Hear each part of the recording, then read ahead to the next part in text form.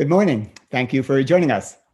On behalf of the Berkeley Institute for Data Science and the Division of Computing, Data Science, and Society, I'd like to welcome you to this Berkeley conversation on misinformation and on its dangerous effects during the current pandemic. I'm Saul Perlmutter, director of the Berkeley Institute for Data Science and professor of physics here at UC Berkeley. Today, our panelists and I have a conversation that I hope will help us better understand the nature of misinformation and perhaps some of the approaches to dealing with it. Given the current spike in COVID-19, misinformation around the pandemic is of particular concern, so we'll be focusing some of our attention on that aspect of the misinformation topic. I'm joined by a great panel of experts who have been working on this topic, and I would like to welcome first Deirdre K. Mulligan, a professor in the UC Berkeley School of Information and a faculty director of the Berkeley Center for Law and Technology. Her research explores the legal and technical means of protecting values such as privacy, freedom of information, freedom of expression, and fairness in emerging technical systems. Next is Hany Farid, a professor with joint appointments in UC Berkeley's School of Information and the Department of Electrical Engineering and Computer Science. His research focuses on digital forensics, image analysis, and human perception.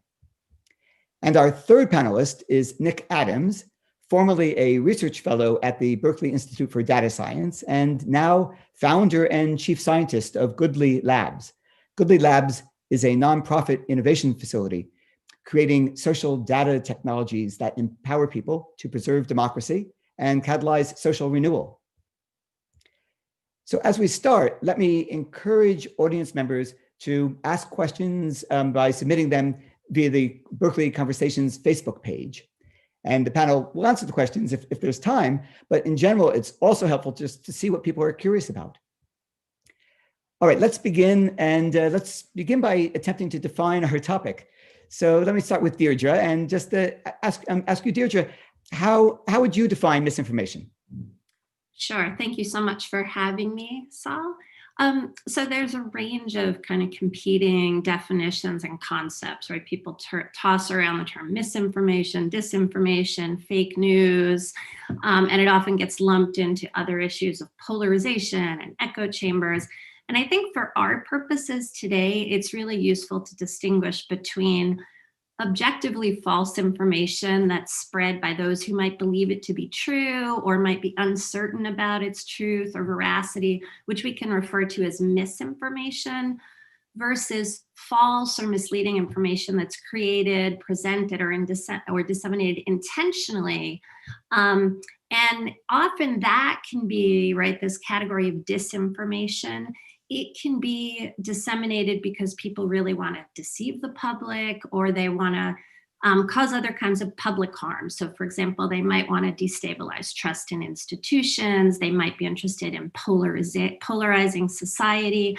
They might just be interested in kind of throwing shade on media generally, but it also could be disseminated purely for economic gain, right? Sometimes sharing disinformation, information we know to be false, can really promote advertising revenue, right? And so they might just be interested in profit. So this whole category of disinformation, and that covers, deliberately spreading false news. We often hear the term fake news, but it can also be about marketing products using false information or other sorts of things.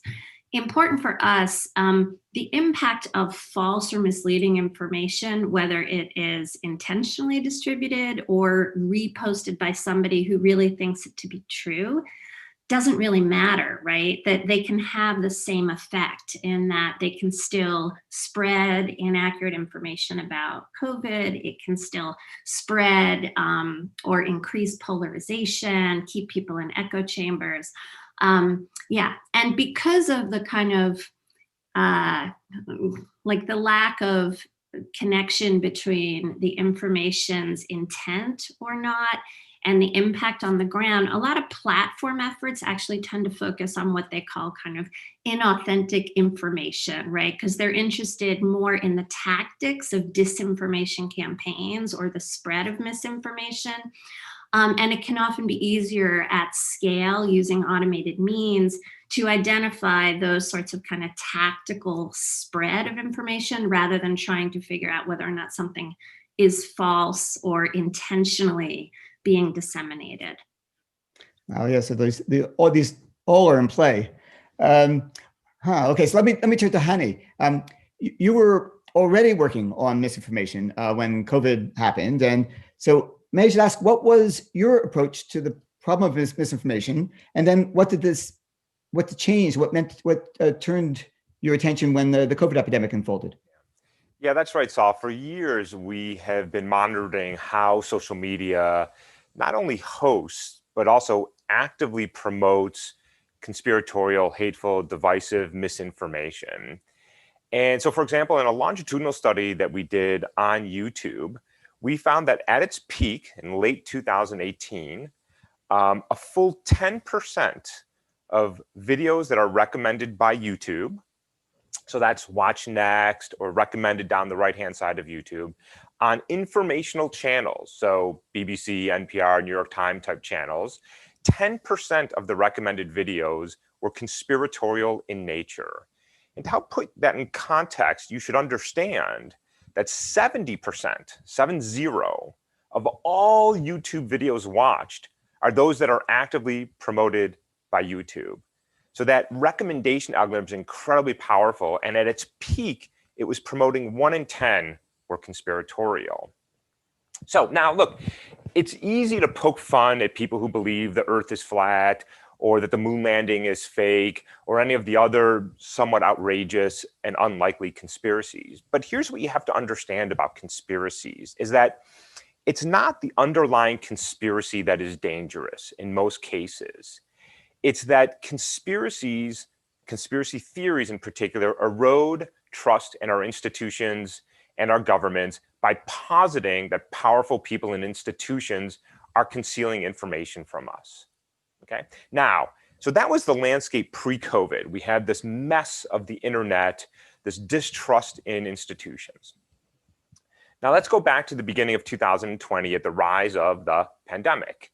And in the early days, at this point, social media, they've really created the ingredients for the COVID misinformation and conspiracy landscape that we're dealing with today.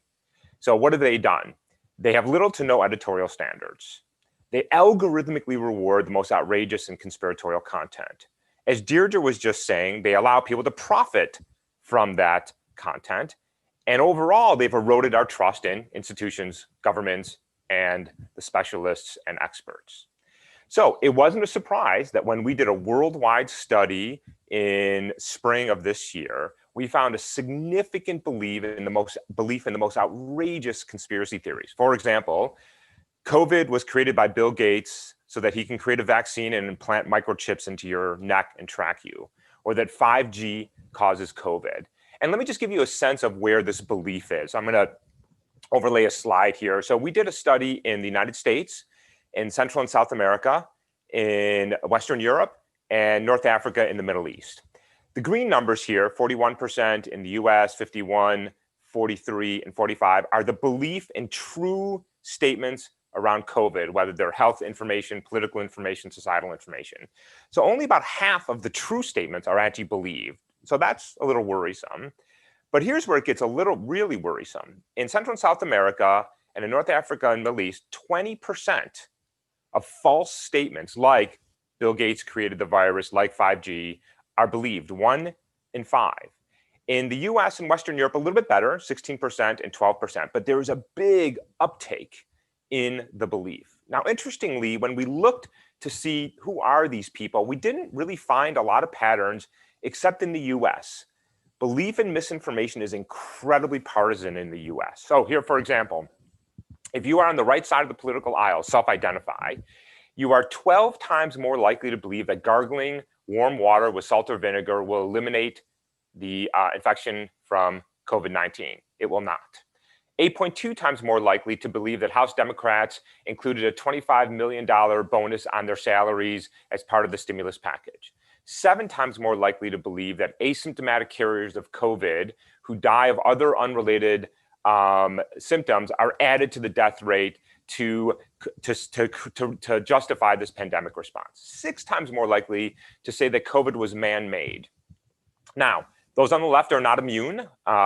People on the left are 4.5 times more likely to believe that Trump tweeted that economic stimulus checks would only go to those who have not made negative social media comments about him. How they would implement that, I have no idea, but there you go. 4.5 times more people believe it. Now, there's a really big partisan divide here in the US on misinformation. And what's perhaps more worrisome is that there's an impact to that. When we ask people, what is the likelihood that you will get vaccinated? Those on the right were 3 times less likely to say that they will get vaccinated. So not only are there these conspiracies and this misinformation, but they have real world implications in terms of, are people wearing masks? Will people get vaccinated? And so this is the landscape that we've been looking at over the last now 9 months. And I wish I had better news for you, Saul, but here's what I can tell you. The online information landscape is just a mess. And we don't have the regulatory framework to deal with it. We don't have the corporate responsibility to deal with it. And it would seem that we don't have the individual mechanisms to reason about the flood of information that we see on a day-to-day basis on social media. And that's the landscape that we are going into and that we're going to have to start, in my opinion, to get a handle on. Wow, that's dramatic. Okay, so let me turn to Nick. You were also working on misinformation, and in fact, you and I have been working together on a project in this area. What did you find yourself wanting to dive into when COVID emerged? Yeah, great question. And just really glad to be here with everyone today. So it was funny, Saul, and you know this, but to share it with everyone else. We've been working on this public editor tool, which hopefully can address some of the concerns that Hany just laid out. How do you get the public empowered to actually face this media landscape that's full of so much information and continuing to amplify misinformation? So we had been working on this tool, and we had some success with it, and we were very concerned that it would be hard for the tool to really gain traction in a very politicized environment. So funny enough, when COVID-19 came on the scene, we anticipated that this would be kind of a perfect topic for us to work on.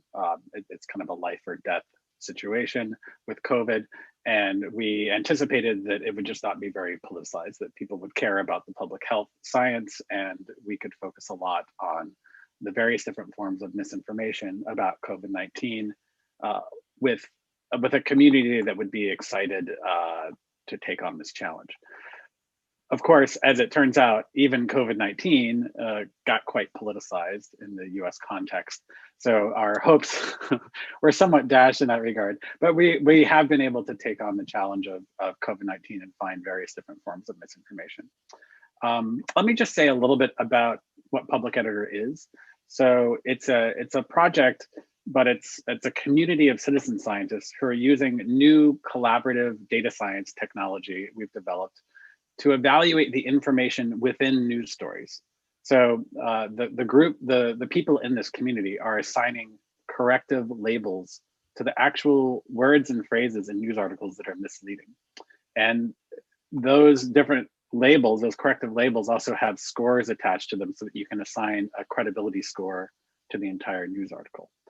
Now, we can compare this to traditional media literacy training, which really attempts to make each individual an expert on media literacy. And this is a fine approach. I'm not trying to knock it. I mean, in an ideal world, we would all be incredibly adept at discerning all sorts of different types of misleading content when we're reading the news. So that's an outcome we would all like. But even prior to achieving this very high bar of getting everyone to be an expert about media literacy, people can begin now working together to identify and correct misinformation.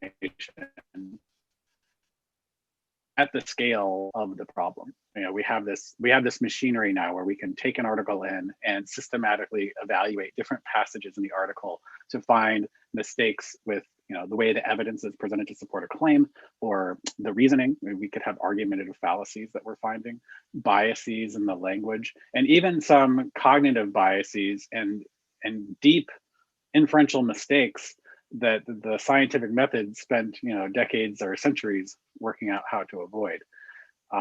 So that's Public Editor, and we thought it would just be fantastic for COVID-19 misinformation, especially because it has been designed by science educators, including you, Saul, who have spent years teaching students how to think more like a scientist, how to figure out the various different ways we might be wrong, and to be incredibly discerning and careful about which ideas we entertain and then believe.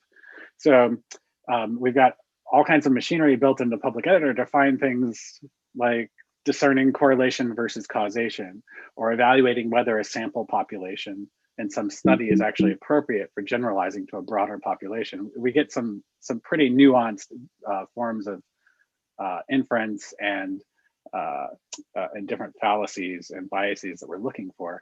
So we're pretty excited about it being a tool to take on a challenge like this that has so much scientific content, so much data content that most people are just not really equipped to understand and reason about. Okay, well, so let me turn then from there to go back to Deirdre again, because I want to just see. So, given some of the things we've been discussing here, what worried you most about the COVID misinformation that you were seeing, and some of the implications that from your work? Sure. So, I mean, we had a perfect storm, right? We have a president who's focused on undermining public trust in science, public trust in the media, public trust in key government agencies, who has shamelessly used social media to make false and misleading statements about everything from elections to, certainly COVID-19, everything from, claiming that it is the China virus, so we have the leader of the country actively engaged in misinformation campaigns and disinformation campaigns. And, it was a relief when Scott Atlas, Donald Trump's handpicked internal coronavirus advisor, whose advice ran counter to all expert opinion, finally resigned at the end of November. But for several months, we had somebody who was an anointed quote unquote expert with a degree in medicine, although not the right kind of medicine, right? Spewing misinformation, not only about the coronavirus, but also along with the president, fomenting resistance to sensible public health policies. And so we had kind of a president who has been interested in destabilizing the information ecosystem using social media tools.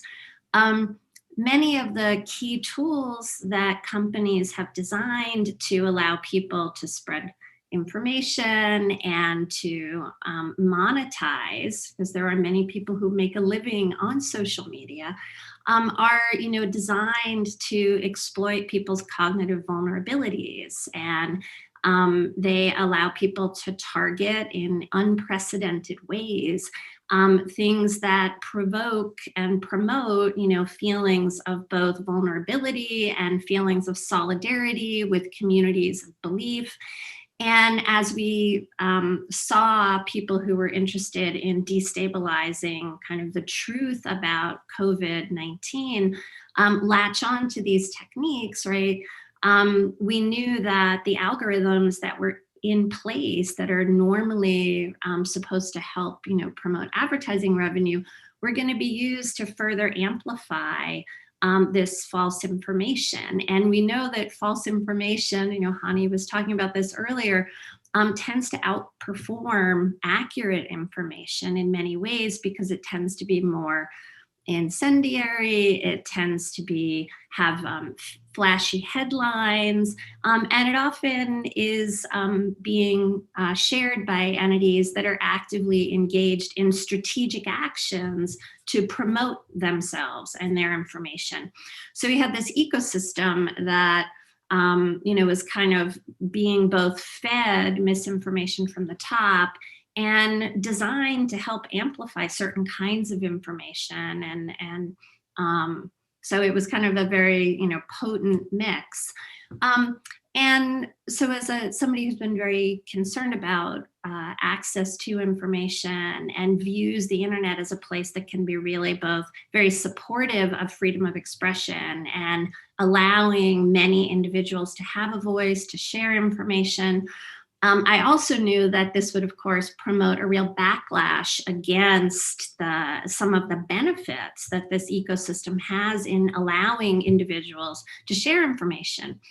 And, we've seen the president and others kind of launch a full-scale attack on a piece of legislation from the mid-90s known as Section 230 of the Communications. People often say Decency Act, but it's the Communications Act. And that is a regulation that actually empowers social media sites to decide to remove information, to label Trump's tweets, to fact check, to do all of these things without incurring liability, as long as the speech that they are moderating is someone else's speech. And so while there's a lot of concerns about the extent to which companies are amplifying, there's also been this attack on the very tool that shields them and allows them to engage in moderation. And I think that we need to be thinking very strategically about the role that personal information and our ability to kind of micro-target is playing in this ecosystem, not just on moderation, right? Because a lot of this is about targeting. And I think we need to make sure, that we don't throw, as I say, the baby out with the bathwater, right? That the internet has allowed many people to have a voice and to share information. And dealing with these sorts of kind of strategic misinformation and disinformation attacks requires a really systemic effort. And so I think some of the things that have been positive is that we have seen greater coordination among, for example, many of the platform companies and the World Health Organization. And if you go and you search, if you go to Google and you put in, is COVID real? You will notice that there's a lot of kind of factual information that is front and center. We also see that, many of the companies are labeling things as, contested or as fake, right? And I think that those are some positive steps. On the other hand, though, this is, the fact that the algorithms are designed for virality and are designed for amplification means that in many ways they're kind of fighting against their own tools. And I think this has created, hopefully, an important opportunity to collect a lot of information. One of the things that I think is super important is that we've seen many of the platform companies and in some coordination with government agencies attempting different sorts of interventions. And my hope is that they will share both information about what information, for example, has been removed using there's been a huge uptick in automated means of identification and removal, but there's also been lots of different steps taken to kind of limit virality, get people to think before they repost. And my hope is that there'll be greater access for researchers to that information, because I think we need a greater sense, not just at what works on a given platform, but what works across platforms. Because we know from the research side that people who are trying to spread disinformation are doing it not across a single platform, but they're often using, activities across multiple platforms, because their ultimate goal is often not just getting people to not believe that COVID exists, but really to destabilize Americans' faith in institutions. So my hope is that we will have some data that we can actually use to analyze. Yeah. And then maybe just to follow up for a quick second for Deirdre, So what do you see the government roles and the risks of the government being engaged in all this? So there are, I mean, it depends on the sort of content that we're talking about, right? When we're talking, there are people who are selling false cures for COVID, right? Those are kind of traditional consumer protection authorities where we can get information about, false cures or people who are trying to engage in price gouging around masks or things like that. Those are things that we can use our traditional consumer protection authorities to deal with. When we're talking about regulating misinformation, right, it can be quite complicated, right? But in the U.S., we have the First Amendment and our commitment to freedom of expression under international human rights law. We also have an interest in protecting the free flow of information. And when we're thinking about the spread of false information about COVID, distinguishing between disinformation campaigns and misinformation, right? People honestly believe that COVID can be cured by gargling with salt water. Our ability to kind of take action around that sort of information can be quite limited. And so part of the reason that Section 230 is so important is that while there may be some constraints on what the government can do, platforms are able to intervene in ways that, as constitutionally, the government is much more constrained. And so by maintaining some flexibility for the platforms to get people to think not just about information that could be constitutionally regulated, right, but to think about the accuracy of information and to think twice before sharing information that they might not know is accurate or not, the companies can help protect us from ourselves, right, in a way that the government really can't intervene to do. So, and maybe we should just be clear that when you said 230, it's the Senate Bill 230, which is the enacted bill in this area right now. It's Section 230. It basically is a shield against liability for content that was created by others but might be disseminated on a platform.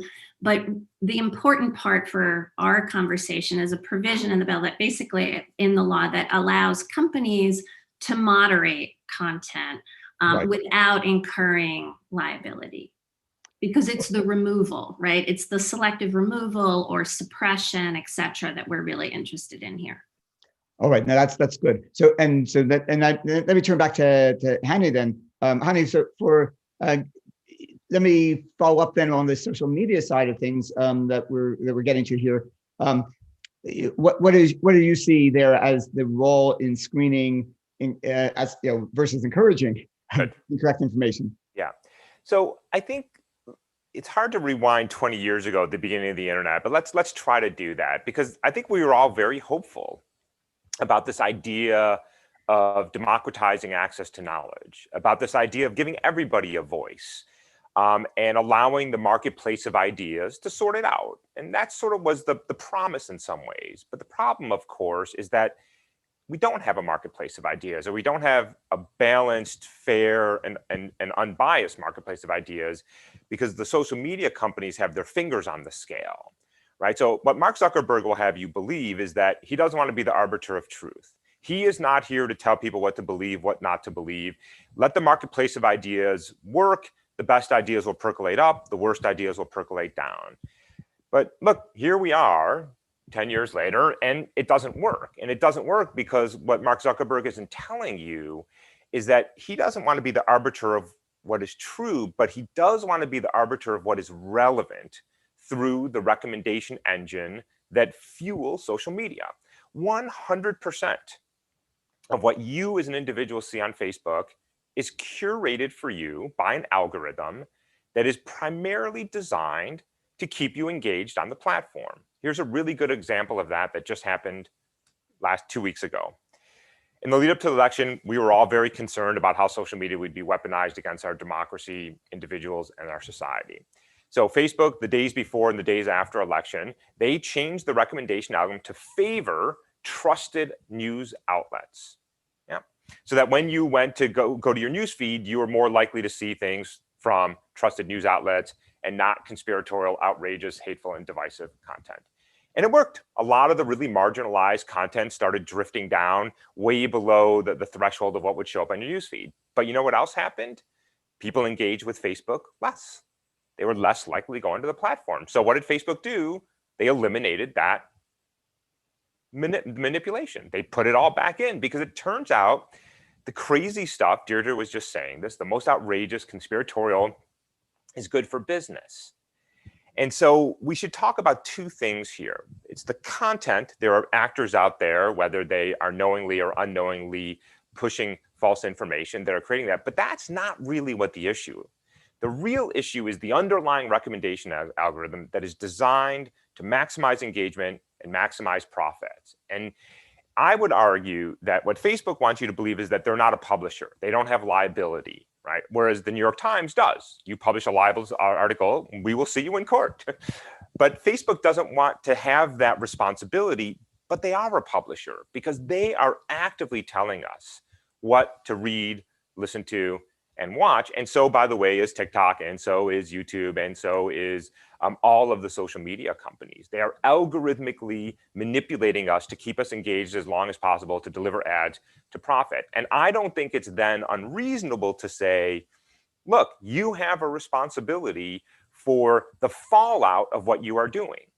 If, for example, you recommend, which Facebook does on a routine basis, people to join white supremacist groups or anti-Semitic groups or groups that are hateful in other dimensions, and then they go into those groups and they eventually go out into the world and commit crimes, you have a responsibility. You are driving people into that. I'm not saying you have all the responsibility, but you have some responsibility.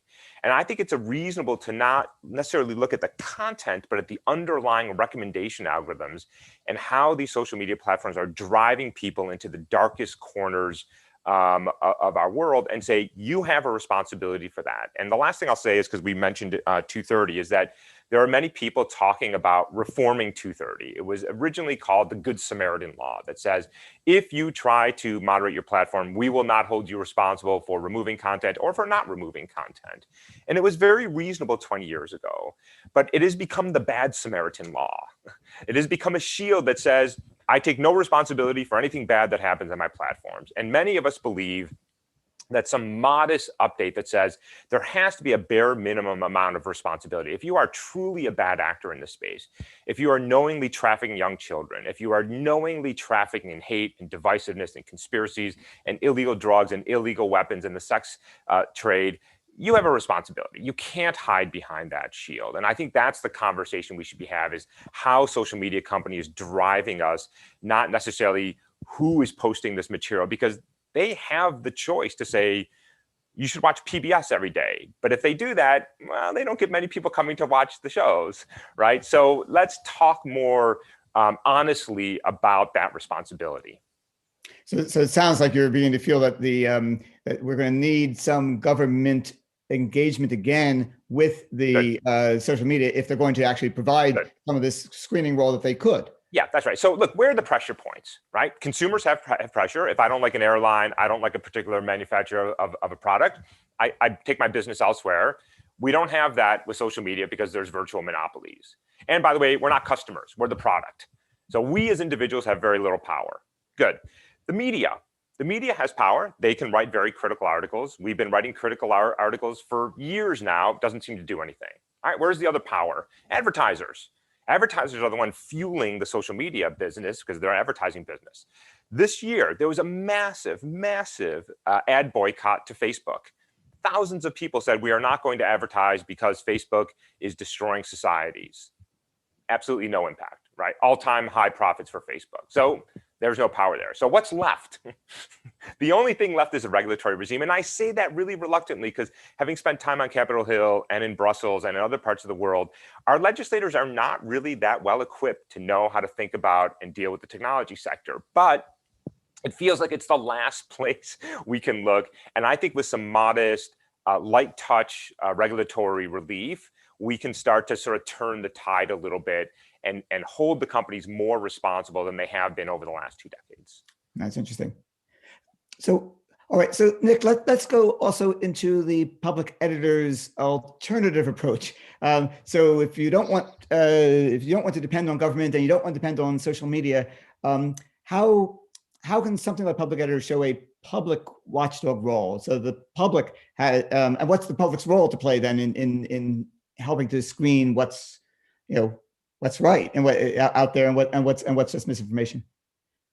Yeah, great question, and I totally respect the positions of Deirdre and Hany on this, and I wouldn't personally say that I don't want the government to play a role, or I don't want the platforms to play a role. But what we've seen is that they're really not taking much action.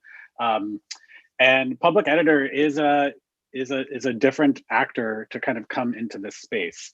It's designed to empower the public to work together very systematically to recognize misinformation, correct it, and share those corrections broadly across the internet. So from our standpoint, we treat misinformation kind of as a learning opportunity so that we can teach critical thinking, we can teach media literacy skills. And we wouldn't necessarily want all of this misinformation content to be censored because it's so good for teaching and learning.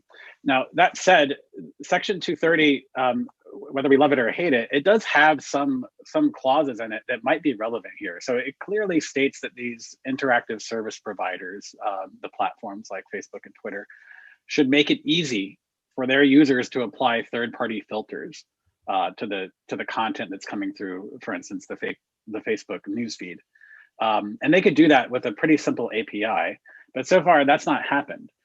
So we could imagine a reality where a user says, I want to keep some of this junk news out of my Facebook feed, and public editor has evaluated a number of these articles, and I just want to set a threshold that any article that scores less than a 65, and that's 65 out of 100, just like our normal grading systems. Any article that scores less than 65 should not be in my Facebook newsfeed. That sort of filtering should actually be allowed and provided and enabled by Facebook, according to some of what's already in the law, but we haven't really had many of these filtering technologies up till now. So, I mean, yeah, I hesitate to weigh in on exactly what should be done by the platforms and the government. But I will say that it seems to be kind of a stalemate there. But public editor and people working with public editor can come in and make a real difference in the landscape. But just to follow up a little bit on this, how is it that could you describe a little more about how public editor avoids just favoring one side or another and reaching and feeding into the same sense of polarized information and polarized positions? What makes it at all able to establish a way to screen that would feel fair to everybody?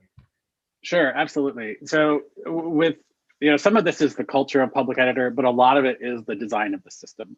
When we take in an article, the first thing that happens is some of the most veteran members of our community, some of the most experienced veterans in our community, will go through the article and find different portions of it that need follow-up.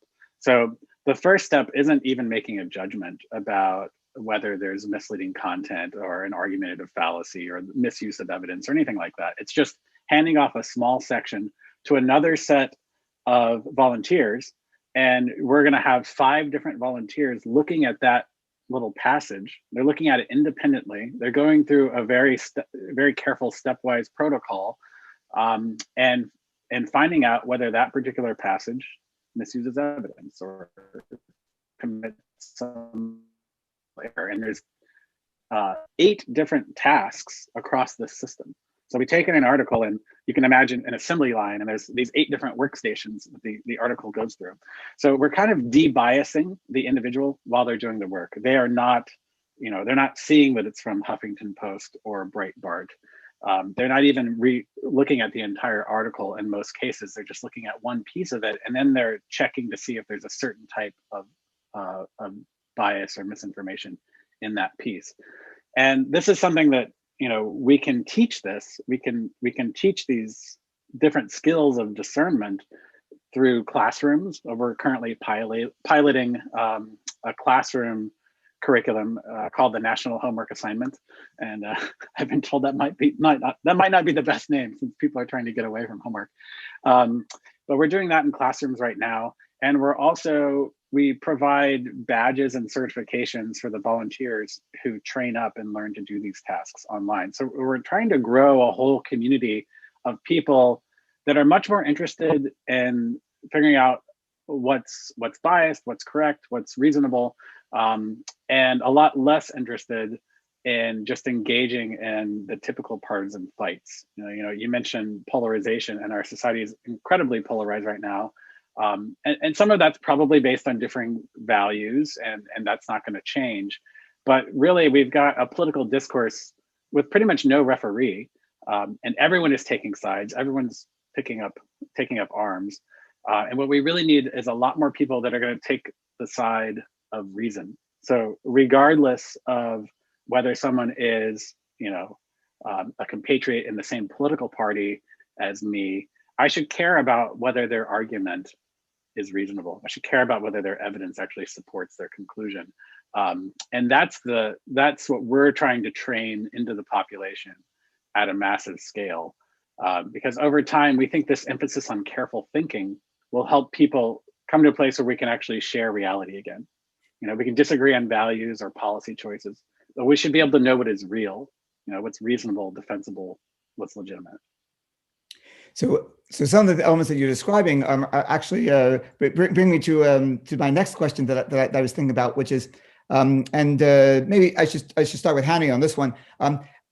Just because we're here today in this particular conversation that is organized by this new division of computing and data science and society, and it's Berkeley Institute of Data Science is hosting, it feels sort of natural for me to ask you what aspects of the work that you're describing turned into a really interesting data science problem.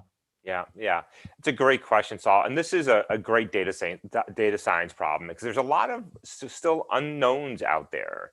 So at the very beginning of this, Deirdre laid out very nicely what is the landscape of misinformation. There's misinformation, there's disinformation. Within disinformation, there's trolls, there's people just trying to monetize, there are state-sponsored actors. We don't actually have a good sense of this. We don't have a good sense of the landscape of where is this information coming from? What is motivating it? Who is pushing it? What fraction of people are pushing it? Are there like super spreaders out there that if you could just cut off the heads of a few snakes, you could significantly reduce the impact of misinformation? So there's huge data problems, and there's real complexities with understanding this landscape. First of all, it's a big internet. On YouTube alone, there's some 500 hours of video uploaded every minute. On Facebook, there's about 1 billion uploads a day. It's a huge data problem, and we don't have access to all the data. So we have very sparse data sampling, and a lot more is now starting to happen behind the scenes in these private groups within fully end-to-end encrypted systems, within WhatsApp. And so there are some really interesting large-scale global data problems to understand where is this information coming from? How is it flowing? And then how can you reason about it? As Nick was saying, fact check it, dispute it, or just cut it off at its knees.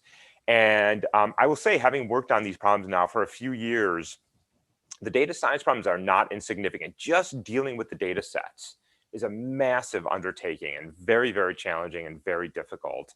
And I think this is, look, this problem has been bubbling up since forever we've had misinformation, but really the sort of the massive scale, internet scale, is since 2015, the last 5 years. This problem's not going away. This problem is here to stay.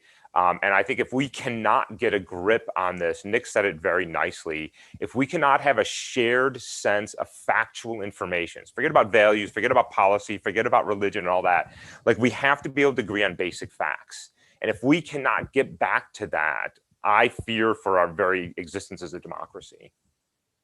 So let's see, maybe I should, I was about to ask Deirdre to turn this in a different way, but let me first just check with Nick.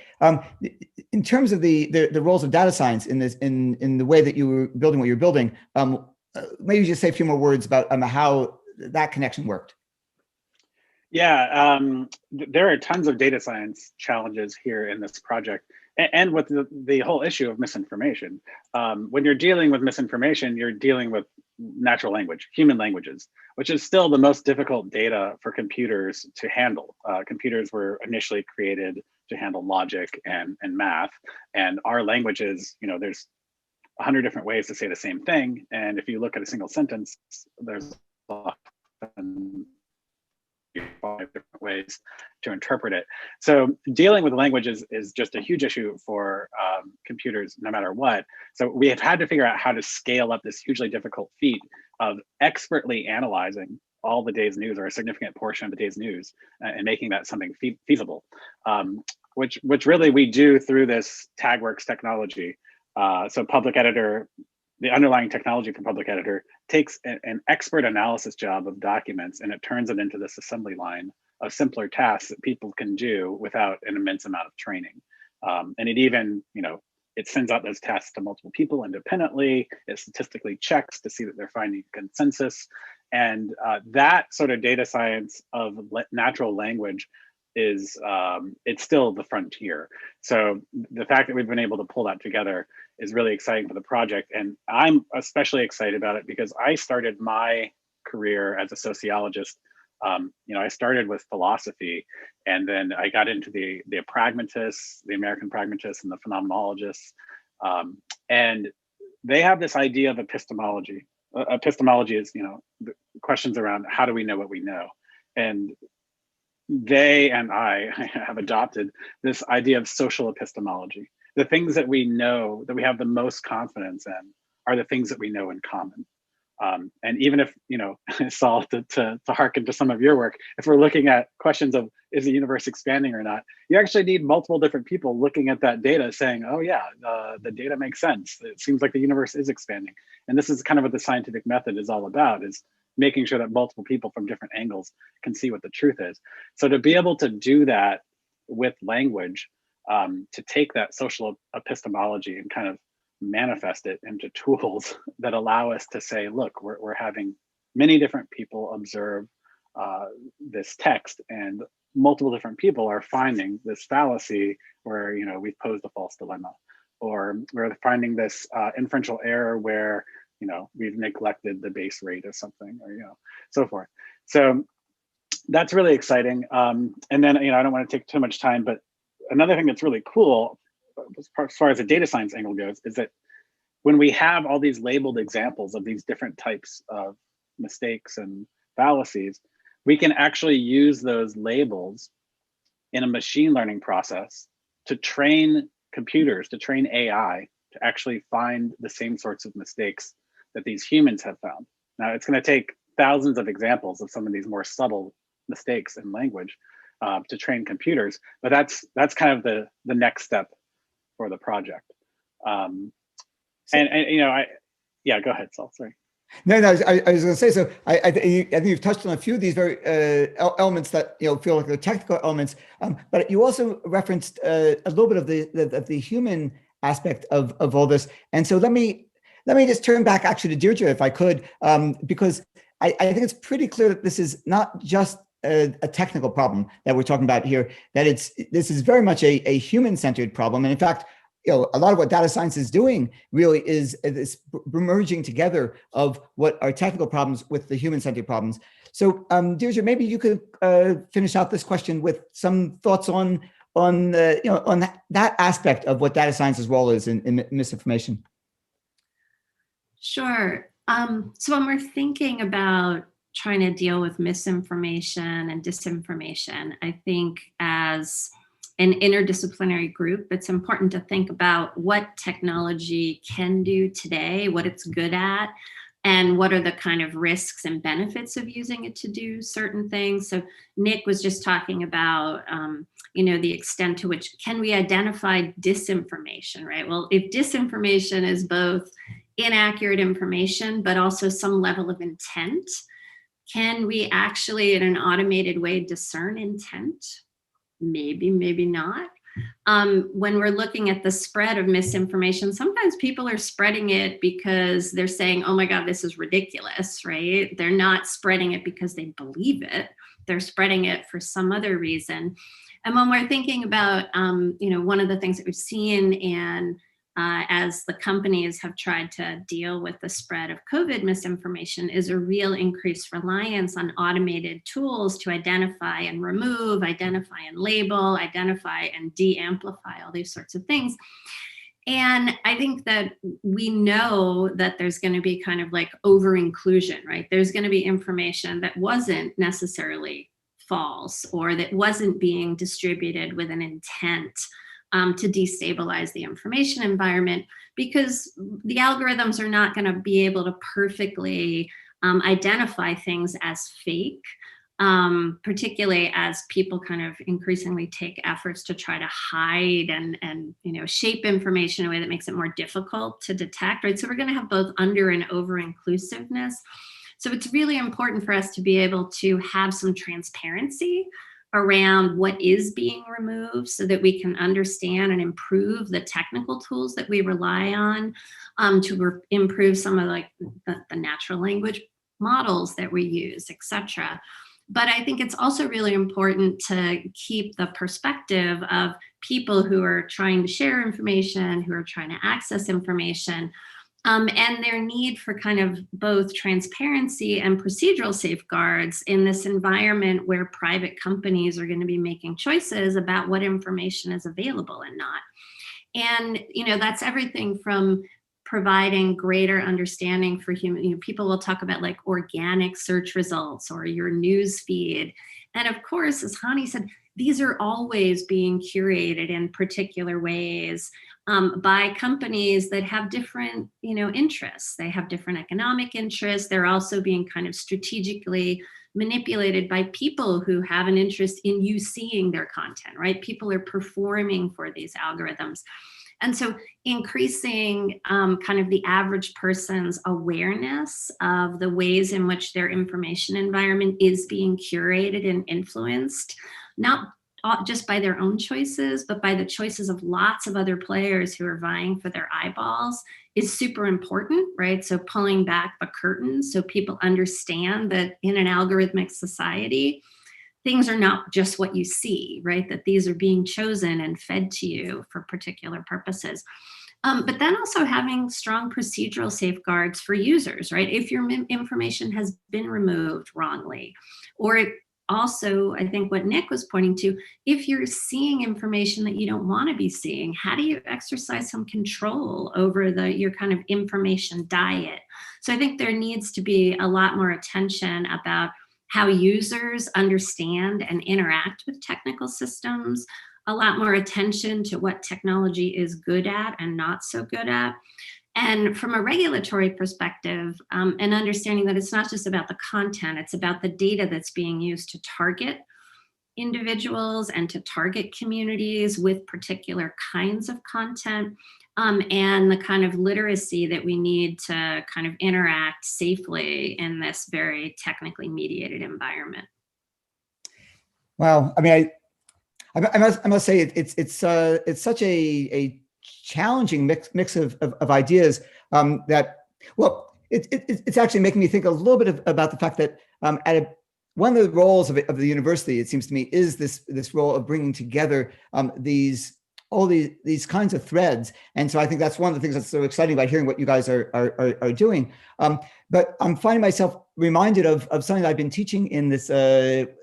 Berkeley has these courses called big idea courses that are interdisciplinary courses. And we happen to be teaching a course right now that's called Sense and Sensibility in Science, which is sort of bringing together the sort of the scientific style of critical thinking that can be used in our world to help make sense of it together. And one of the points that we've been making is the fact that the problems that we are facing in the world are often big enough that you can't expect to solve them in just a few minutes of thinking, or even a few months of thinking, that these are often challenging problems, and you have to be able to keep yourself going for years to make progress. And yet we're quite good at making progress if we can keep ourselves going together for a long time.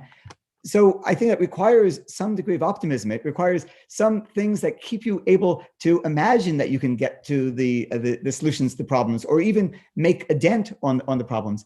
So maybe as my final question for everybody that I had been thinking about, I should just ask, what is in the back of your mind that feels a little bit optimistic, where when you look around at the elements that we're dealing with, and these very challenging problems of misinformation that we're faced with, what little glimmers of hope do you see, and what places do you think we can pull ourselves out of this in this way or that way?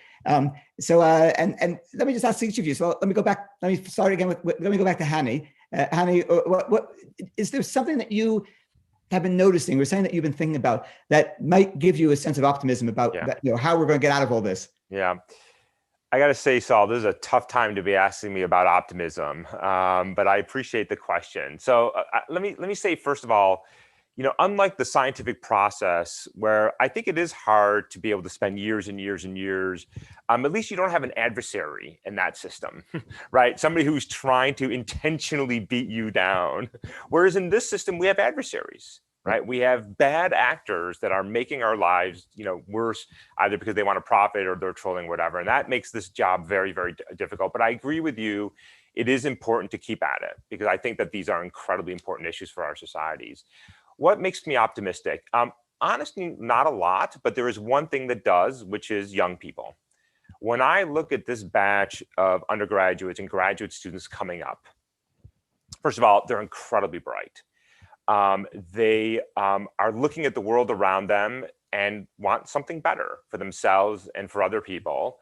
And I think understand social justice, understand the technology better than the previous generation ever did, because they came up with this technology. So young people give me a lot of hope. I'm not actually that hopeful for the current power structure in Silicon Valley and in Capitol Hill.